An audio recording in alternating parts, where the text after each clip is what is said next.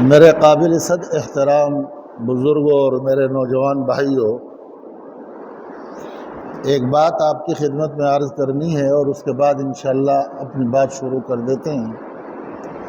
دیکھو، یہ یاد رکھو کہ جہاں بھی دینی اجتماع ہو، دینی بیان ہو، دین کے اعتبار سے کوئی مجمع ہو، درس ہو، تو یہ سمجھو کہ وہ جو کچھ کہتا ہے یہ سامنے والوں کی فکر کی بنیاد پر بات ہوتی ہے۔ جتنا وہ اللہ کی طرف متوجہ رہیں گے تو ایسی کیفیت ہوتی ہے کہ وہی باتیں اللہ پاک کہنے والے کے زبان پہ جاری کرتے ہیں اور دل پر القاء ہوتا ہے۔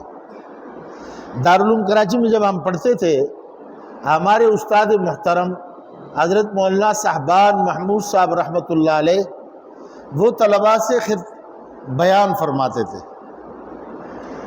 تو جب ہم ان کے بیان میں بیٹھتے تھے تو وہ تو طلباء بہت زیادہ، اب تو بہت زیادہ ہو گئے، اس وقت کے اعتبار سے بھی بہت زیادہ تھے، مسجد پوری بھری ہوئی ہوتی تھی، لیکن ہر طالب علم یہ سمجھتے تھے کہ یہ جو میں چاہ رہا تھا آج حضرت نے اسی پر بات کی، ہر ایک کی یہی ہوتی تھی۔ تو دیکھو، ہم جب یہاں آتے ہیں تو اس پر اللہ کی طرف سے کتنا بڑا اجر ہے اور اللہ کتنا خوش ہوتا ہے، اس کے اوپر انعامات کتنے ہیں، یہ اپنی جگہ پہ۔ لیکن انشاءاللہ ہم جتنی توجہ سے بات سنیں گے تو اتنے ہی جو ہماری ضرورت ہوگی اللہ پاک وہی باتیں زبان پر جاری کر دیں گے۔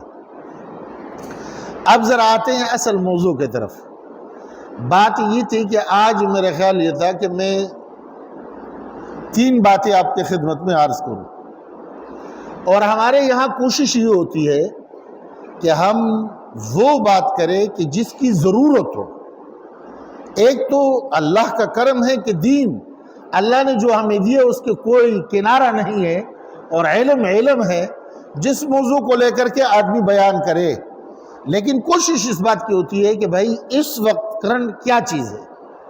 تو اس جمعے میں میرے خیال یہ تھا کہ ایک تو محرم الحرام کے اعتبار سے تھوڑی سی بات کی جائے، اس میں ہمیں کیا کرنا چاہیے، اور دوسری بات یہ تھی کہ بھائی ہماری اور آپ کی ذمہ داری اولاد کے اعتبار سے کیا ہے، اور آج ہماری دانشگاہیں وہ مختلگاہیں بن گئی ہے، انسانیت کے جان کی بھی، مال کی بھی، عزت کی بھی، اس کے لیے ہمیں کیا کرنا چاہیے اور یہ ہمارے ساتھ کیوں ہو رہا ہے۔ اور تیسری بات یہ ہے کہ بحیثیت مسلمان آج ہماری کوانٹٹی سب اقوام سے زیادہ ہے، اس کے باوجود بھی بار بار ہمارے قرآن کی توہین اور آقا دو جہان صلی اللہ علیہ وسلم کے بارے میں گستاخیاں، اس کے تدارک کے لیے ہم کیا کرنا چاہیے۔ لیکن پھر برادر مکرم مولانا سلیم صاحب نے فرمایا کہ نہیں، اس کے ساتھ حضرات حسنین حضرت حسین رضی اللہ تعالیٰ عنہ کے شہادت کے بارے میں بھی تھوڑی سی بات ہونی چاہیے۔ تو اس لیے میں یہ عرض کر رہا تھا کہ اب یہ باتیں 4 ہو گئی، تو تھوڑی سی آپ کی توجہ کی ضرورت ہے، تاکہ یہ باتیں بعضی ایسی اہم ہوتی ہے کہ سننے میں کچھ آئے اور ادائیگی کچھ اور ہو تو اس سے دینی نقصان ہوتا ہے، تو تھوڑی سی توجہ آپ دیں۔ اب بات یہ ہے کہ یہ محرم الحرام، یہ جو مہینہ ہے، یہ اللہ رب العزت نے 12 مہینے بنائے، اور قرآن عظیم میں اللہ فرماتے کہ یہ 12 مہینے میں نے بنائے ہیں، اور ان 12 مہینوں میں 4 مہینوں کو اللہ رب العزت نے حرمت عطا فرمائی، اور فرمایا ان کا احترام کرو، ان کو دیکھو، ان کا خیال رکھو۔ اس میں ایک محرم الحرام ہے، ان 4 میں سب سے زیادہ فضیلت وہ محرم الحرام کے ہیں۔ اب یہ جو محرم الحرام ہے، اس سے ہمارے سال کا آغاز ہوتا ہے۔ عام طور پر مسلمانوں کے ذہن میں یہ بات بیٹھی ہے کہ اس میں حضرت حسین رضی اللہ تعالیٰ عنہ کی شہادت ہوئی ہے، اس لیے عاشورہ، کربلا اور پھر اس کے ساتھ محرم، یہ جو ساری چیزیں ہیں یہ اس بنیاد پر ہے، اور اس کی فضیلت بھی محرم کا اسی وجہ سے ہے، اور یہ محرم کی اہمیت بھی اسی وجہ سے۔ حالانکہ یہ بات نہیں ہے، محرم کے یہ حرمت یہ تمام انبیاء سابقہ سے چل کر کے یہاں تک آئے ہیں، اور اس محرم کا तमाम बड़े वाक़यात से एक गहरा ताल्लुक़ है। मैं एक सरसरी नज़र पर आपको थोड़ा सा बताऊंगा कि हज़रत आदम अलैहिस्सलाम जन्नत से दुनिया में आए, रात को उतरे, अंधेरा था, रोने लग गए कि अल्लाह ये मुझसे गलती हो गई। जब सुबह हो गई, अल्लाह ने तौबा कबूल किया, तो वो आशूरे का दिन था। इसी के साथ हज़रत नूह अलैहिस्सलाम को अब बिस्सानी कहा जाता है, यानी दूसरा बाप।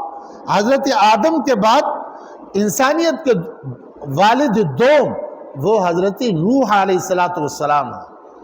और जब आपने दिन रात दावत दी और कौम ने इनकार किया, उसके बाद अल्लाह ने फैसला कर लिया और उसके बाद वो पानी आया और सैलाब आया और आप अपनी किश्ती में बैठे और बैठने के बाद वो पूरे के पूरे सफाया हो गया।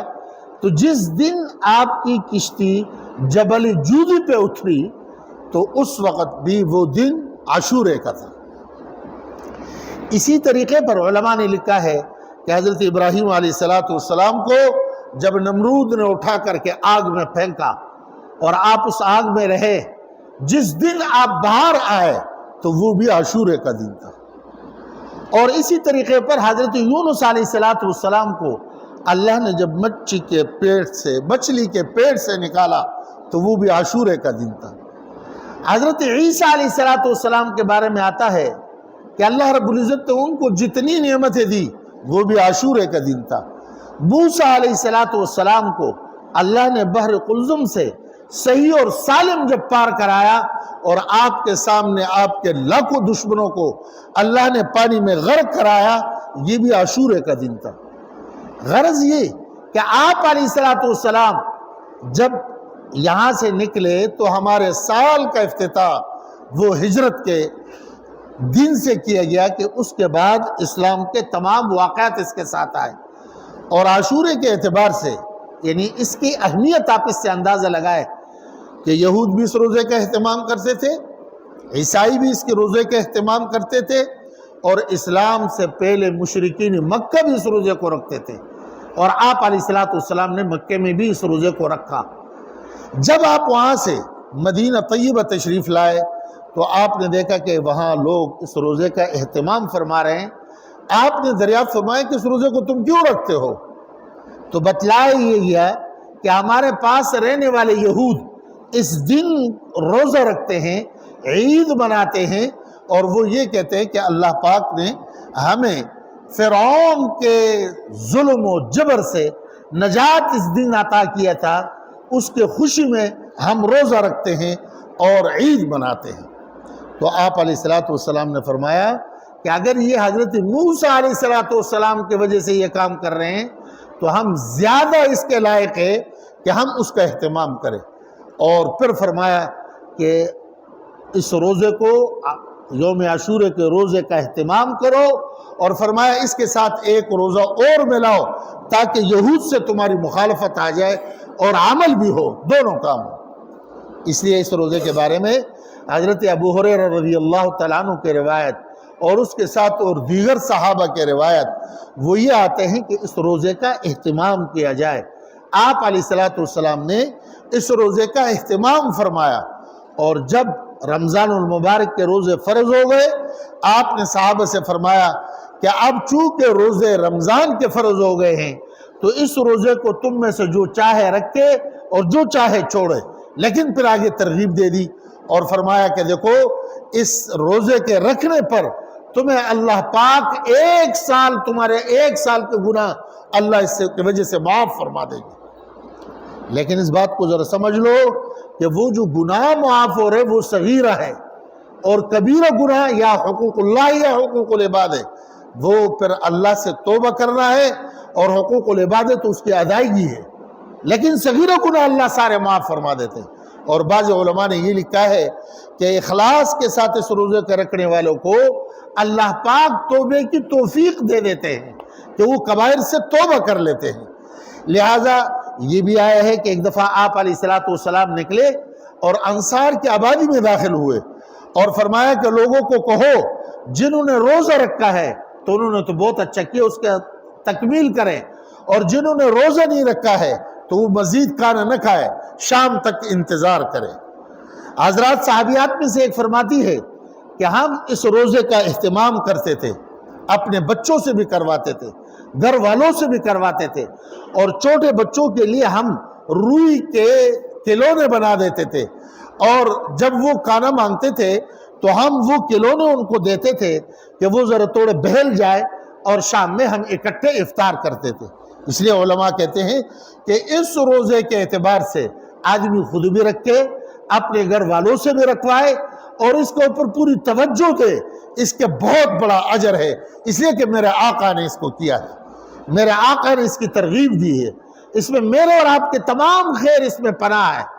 اور پھر اگرچہ روایت ضعیف ہے، لیکن بڑوں نے اس کے اوپر تجربہ کیا ہے کہ عاشورے کے دن کوشش یہ کرو اپنے گھر والوں پر فراخ کر لو رزق، اچھے انداز پر اس کو کھلاؤ، جیسے کہ مہمانوں کی آپ دعوت کرتے ہو ایسی دعوت اپنے گھر والوں کے لیے کر لو، انشاءاللہ پورے سال اللہ فراوانی کے ساتھ رزق عطا فرمائیں گے۔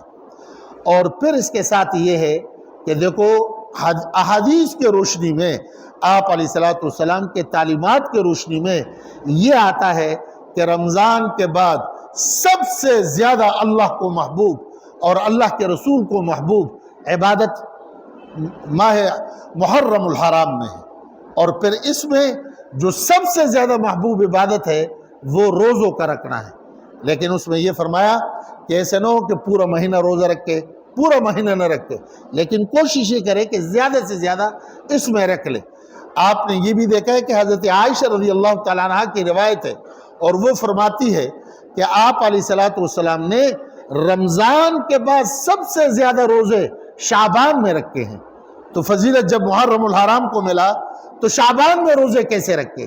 اس کے بارے میں حضرات محدثین اور علماء کرام فرماتے ہیں کہ آقائے دو جہان صلی اللہ علیہ وسلم کا جو بھی کام تھا، وَمَا يَنْتِقُ عَنِ الْهَوَىٰ إِلَّا وَحْيٌ يُوحَىٰ، وہ اللہ کے طرف سے وحی ہوتی تھی، اللہ کے طرف سے رہنمائی ہوتی تھی۔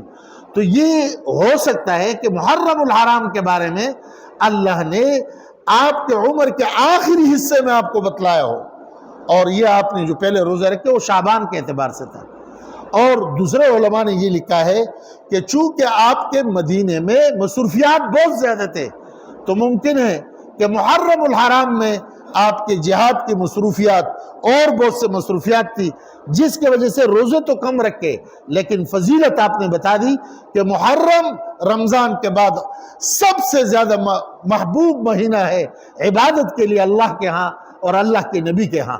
اس لیے میرے محترم بھائی اور دوستو، اس مہینے میں کوشش یہ کی جائے کہ بھائی زیادہ سے زیادہ روزے رکھ کے دعاؤں کا اہتمام کرے، صدقے کا اہتمام کرے، خرچ کرنے کا اہتمام کرے۔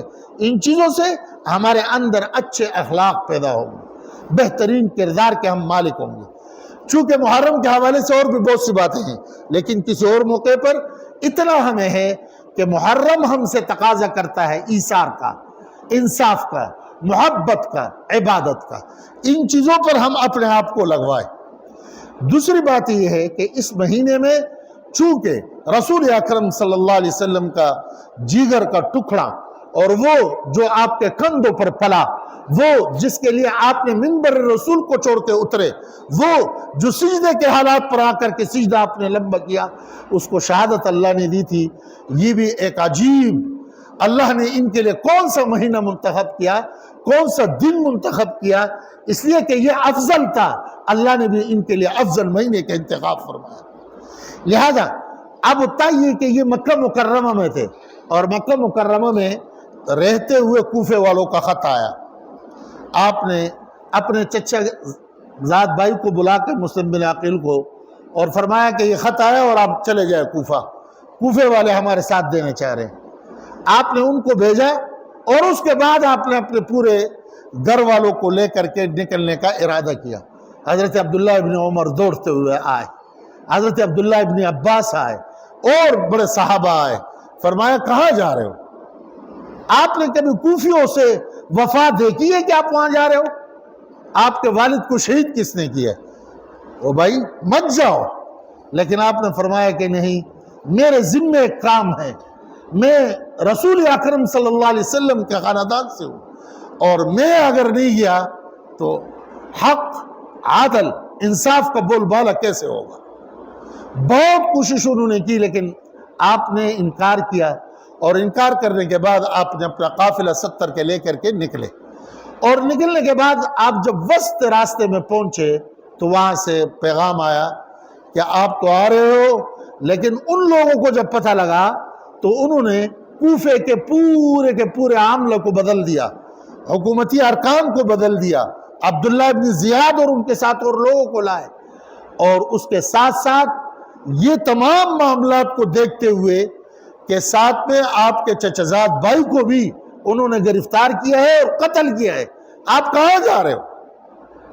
تو آپ نے اس وقت پر کھڑے ہو کر کے آپ نے جو باتیں بتائی اور جو کچھ کہا، فرمایا کہ مجھے معلوم ہے کہ میں کہاں جا رہا ہوں، مجھے پتہ ہے کہ میرے ساتھ کیا ہوگا، لیکن مجھے بتاؤ اگر میں رک گیا تو انصاف کا بول بالا کیسے ہوگا؟ دنیا کے اندر ظالم کا مقابلہ پر کیسے کیا جائے گا؟ میں کیسے واپس ہو جاؤں اس فاسق و فاجر اور اس فسق و فجور کے یہ حکمران اور ان کے ظلم اور بربریت کے خلاف؟ اگر آج حسین بن علی نہ نکلے تو کون نکلے گا؟ اور میں آگاہ ہوں اپنے منزل سے کہ آقا دو جہان صلی اللہ علیہ وسلم نے میرے پیدائش کے وقت ان باتوں کو انہوں نے وہاں تذکرہ کیا تھا اور فرمایا تھا کہ اس وقت حضرت جبرائیل علیہ السلام آپ کے پاس آئے، آپ ان سے بہت زیادہ محبت فرماتے تھے، تو وہ آ کر کے فرمایا آقا تیرا یہ بیٹا کربلا کی زمین پر شہید ہوگا، اور اس کے ساتھ انہوں نے مٹی لائی، وہ مٹی آپ نے حضرت آقا دو جہان صلی اللہ علیہ وسلم کو عطا فرمایا، اور آپ نے وہ مٹی حضرت ام سلمہ کو دے دیا اور فرمایا کہ ام سلمہ جبرائیل آئے تھے بتایا مجھے کہ میرا بیٹا کربلا میں شہید ہوگا، اور وہ مٹی انہوں نے ایک شیشے میں رکھ لی اپنے پاس۔ اب آپ فرما رہے ہیں کہ مجھے میرے نانا نے بتلا دیا تھا، مجھے اپنے انجام کا پتہ ہے، لیکن حق اور انصاف کے بول بالے کے لیے میں رکوں گا نہیں، میں جاؤں گا۔ اور وہیں سے آپ پر چل پڑے۔ چلنے سے پہلے حضرت مسلم بن عقیل وہاں ہیں، اور ان سب نے ان کو بلایا، بلانے کے بعد عشاء کی نماز میں 40,000 لوگ ان کے پیچھے اقتدا کر رہے ہیں، اور جب آپ نے سلام پھیرا پیچھے دیکھا ایک بھی نہیں ہے، سب بھاگ گئے، اور سب نے اپنے دروازوں کو بند کر دیا کہ ایسے نہیں کہ یہ کہیں باہر نکلے اور ہمارے گھر میں آ جائے تو ہم پر افتادہ پڑ جائے، ہم ان کی وجہ سے امتحان میں آ جائے۔ سب نے دروازے بند کر دیے۔ عجیب وہ واقعات اور قصے جب آدمی دہراتے ہیں تو کلیجہ منہ کو آنے لگتا ہے۔ اور پھر اس کے بعد جس بے دردی سے اس کو گرفتار کیا، جس بے دردی سے ان کو شہید کرایا گیا، اس کے بھی حضرت کو اطلاع ہو گئی، لیکن وہ رکے نہیں، آ گئے، اور آنے کے بعد پھر کربلا کے میدان میں خیمہ زن ہو گئے، اور خیمہ زن ہونے کے بعد اس طرف کتنے لوگ ہیں اور اس طرف کتنے لوگ ہیں، 30,000 لوگوں کو لے کے آئے ہیں، اور اس طرف جو وہاں تلوار لے کر کے لڑ سکتے تھے، تو تاریخ نے تو مختلف لکھے ہیں، بعضوں نے لکھے 22 آدمی، تو 22 اور وہ پورے 70 خواتین اور بچوں کے ساتھ۔ اب اس کے بعد آپ کھڑے ہو کر کے فرما رہے ہیں کہ لوگوں تم مجھے جانتے ہو میں کون ہوں؟ تم مجھ سے باخبر ہو کہ میرے تعلق کس خاندان سے ہیں؟ میں محمد صلی اللہ علیہ وسلم کا نواسہ ہوں، وہ تمہیں تو پتہ ہے میں نے کسی کے اوپر ظلم نہیں کیا، نہ خون نہیں بہایا، کسی کا دل نہیں دکھایا، تم یہ کیا کر رہے ہو؟ مجھے کہا کیا تھا اور اب کر کیا رہا ہو؟ آپ یہ خطاب فرما رہے ہیں۔ 7 تاریخ کو آپ کے پانی کو بند کرا دیا گیا، کھانا بند ہو جائے گزارا پھر ہوتا ہے، لیکن پانی بند کرنے کے بعد زندگی بڑی سخت ہوتی ہے، تلخ ہو جاتی ہے، تو وہاں پانی روک دیا گیا 7، 8 اور 9، اور پھر اس کے بعد آگے جا کر کے جب ان بدبختوں کو اپنی آنکھوں میں وہ ظلم اور جبر اور اندھیرا چھا گیا تو وہ میدان میں آئے۔ آپ کے پاس علی اصغر گود میں ہے، انہوں نے اس برچے سے ان کو شہید کرایا جس سے جانوروں کو شہید کرایا جاتا ہے، اور جیسے برچہ لگا آپ کے گردن لڑکی اور آپ سے خون بہنے لگا، آپ نے ان کو اپنے ہاتھوں میں اٹھا کر کے اللہ کے طرف اوپر کے طرف نگاہیں اٹھاتے ہوئے عرش کے طرف، اور فرمانے لگے میرے رب حسین اپنے پہلے شہید کو تیرے راستے میں پیش کر رہا ہے۔ اور اسی وقت اس کو اٹھا کر کے جب خیموں پر پہنچے تو وہاں حضرت سکینہ حضرت زینب، شیربانو اور یہ سب بیٹھی ہوئی تھی رضوان اللہ علیہم اجمعین. اس کو دیکھ کر کے ان کی چیخیں نکل گئی، کوہرام مچ گیا. اور پھر اس کے بعد آپ نے ان کو دیکھ کر کے استقامت کے آپ پھاڑ تھے، آپ پر اثر کوئی نہیں تھا. اور پھر اپنے 18 سال کا بیٹا علی اکبر کو بلا کر کے فرمایا اب آپ کے انتظار کر رہے گھوڑا، آپ کے انتظار کر رہے جنت کے حور، اٹھ کھڑے ہو جاؤ، ان جابر و فاسق و فاجروں کے خلاف نکل پڑو. وہ جوان بھی جوان تھا. وہاں حضرت یوسف نے وہاں حضرت ابراہیم علیہ السلام کے بیٹے حضرت اسماعیل قربانی دے رہا ہے. یا محمد کے نواسا کے بیٹے کو جب وہ کہہ رہے نکلو، وہ اپنے گھوڑے پر سوار ہو کر کے زین کو کستا ہے، ایک نگاہ سے اپنے خاندان کو دیکھتا ہے اور الوداع کہتے ہوئے میدان میں کودتا ہے. تھوڑی دیر کے بعد زین سے زمین پر آتا ہے تڑپتی ہوئی لاش. اس نوجوان کے دیکھ کر کے اس وقت خانوادہ رسول پر کیا گزرا ہوگا، کیا کیفیت ان کی ہوگی، کیسے حالات ان کی ہوگی. اور میرے بھائیو پھر اس کے بعد ان کے نواسے، ان کے بھتیجے بانجے حضرت عون، حضرت محمد اور یہ سارے سب شہید ہو گئے. آخر میں امام خود باقی ہے. حضرت زینب کے اپنے 2 بیٹے بھی شہید ہوئے ہیں، ایک آنسو بھی نہیں ٹپکی. لیکن جب بھائی شہزادہ محمد کے محبوب کندھوں پہ سفر کرنے والا اور اس کو سینے سے لگانے والا جب خود گھوڑے پہ سوار ہو رہا ہے، ساتھ میں کوئی نہیں ہے، وہ بھی چیخ پڑی اور رو پڑی کہ آج حسین بھی ہم سے جا رہا ہے. اور وہ چل پڑے اور جانے کے بعد جب میدان میں اترے پھر خطاب کیا اتمام حجت کے لیے، ظالموں مجھے کیوں مار رہے ہو، میرا قصور تو مجھے بتاؤ، میں تو چاہتا ہی ہوں کہ دنیا پر اللہ کے دین محمد کے طریقے پر نافذ ہو، تم اس کی سزا مجھے دے رہے ہو.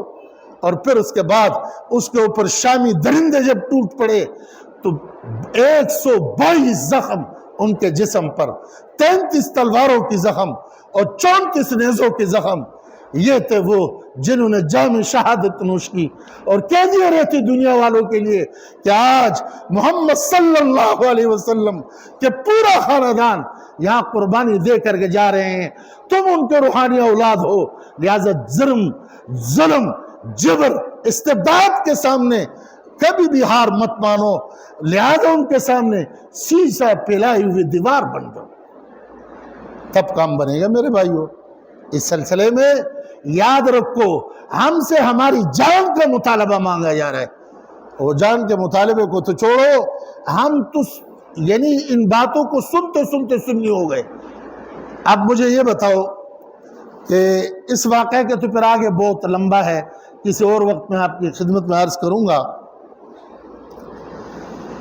آگے تیسری بات جو میں عرض کرنا چاہ رہا تھا وہ یہ ہے کہ میرے بھائیوں کتنی افسوس کی بات ہے، افسوس نہیں اس کے بارے میں کہا جائے کہ ہم اپنی بچیوں کو ان درسگاہوں میں بیچتے ہیں.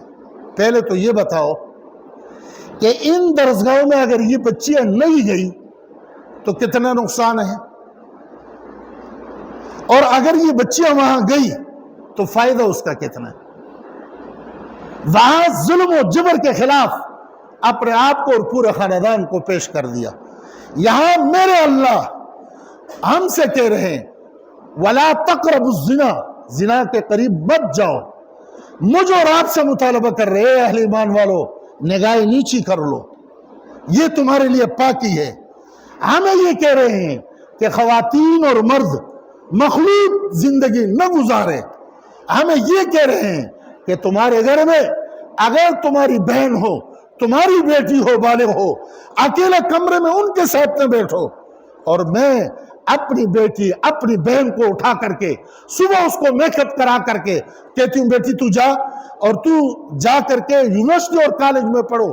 خدا کی قسم تعلیم سے بالکل مخالف نہیں اور نہ اس پر تنقید مقصود ہے. خدا کا واسطہ دیتا ہوں ایک دفعہ تو جا کے دیکھ تو لو کیا ہو رہے وہاں. کبھی کوئی گیا ہے کہ میری بچی جو پڑھنے کے لیے جا رہی ہے یہ کہاں جا رہی ہے اور وہاں ہو کیا رہا ہے؟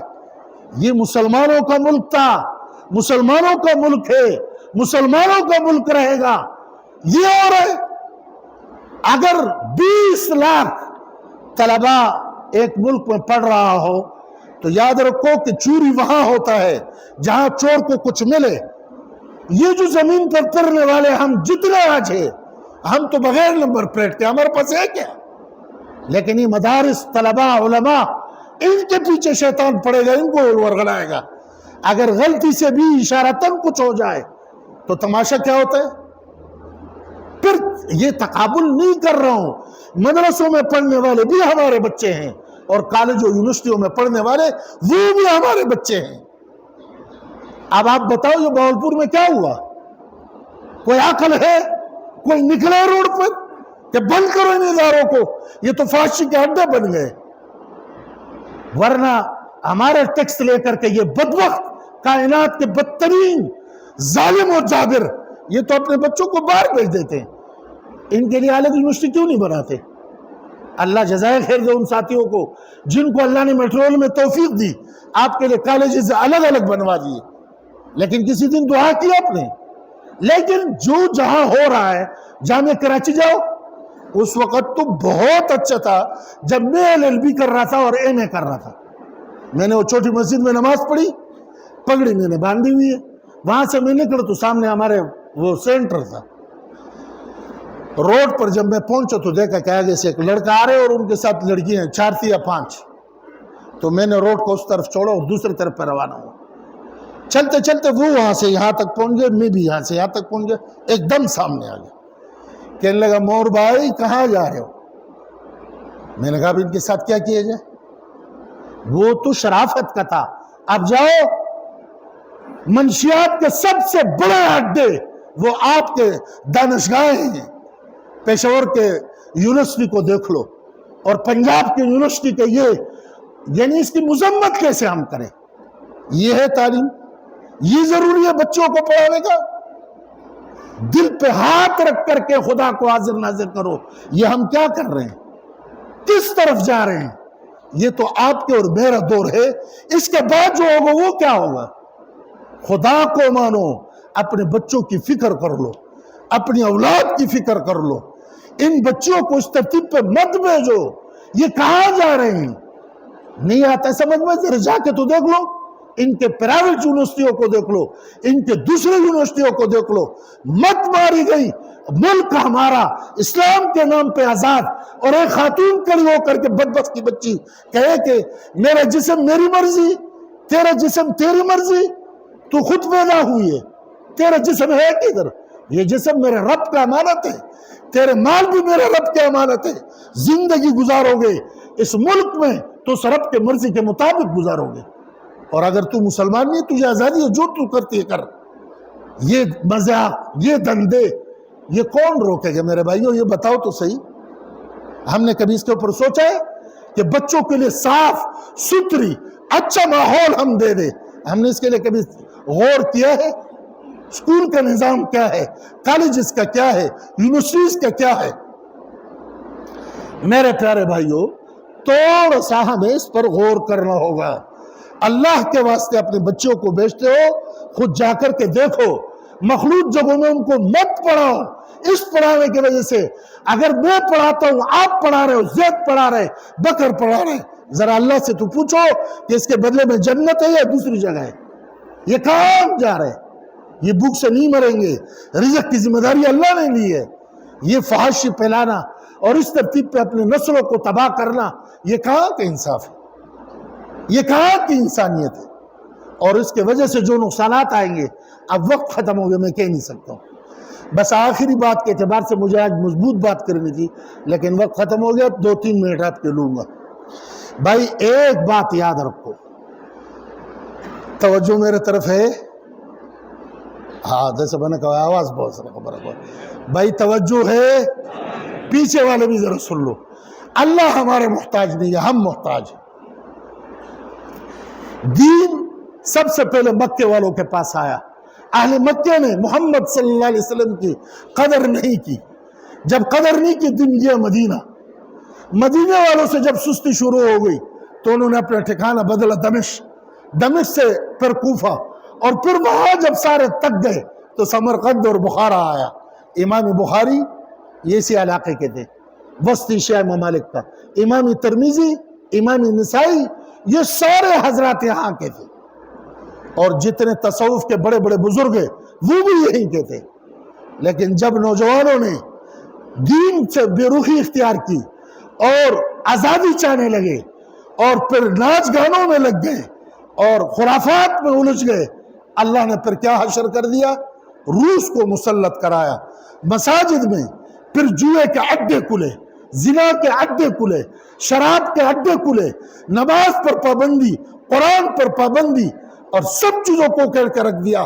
اور پھر فیصلہ ہوا کہ اگر کسی کے پاس قرآن کو پایا گیا یا کوئی قرآن کو یاد کرتا ہوا ملا تو اس کو زندگی بھر زندان میں ڈالا جائے گا یا ان کو قتل کرایا جائے گا۔ یہ ساری چیزیں دیکھی یا نہیں دیکھی؟ مولانا نعمانی صاحب لکھتے ہیں کہ ان سخت حالات میں ہم نے اللہ کے آیات کو دیکھا، اِنَّا نَحْنُ نَزَّلْنَا الذِّكْرَ وَإِنَّا لَهُ لَحَافِظُونَ۔